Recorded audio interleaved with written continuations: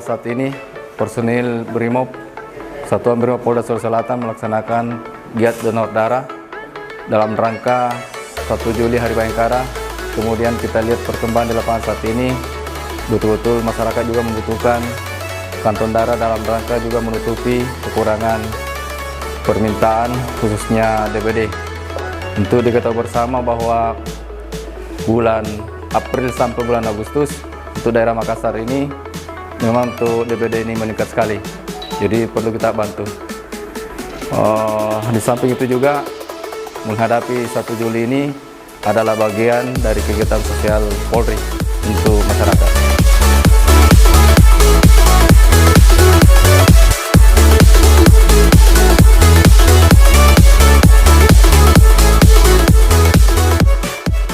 Saya Erna Kamalaningrum, Kepala Unit Transfusi Darah Provinsi Sulawesi Selatan, mengucapkan terima kasih kepada Satuan Brimob yang telah melakukan donor darah di tempat kami dalam rangka Hari Bayangkara tanggal 1 Juli.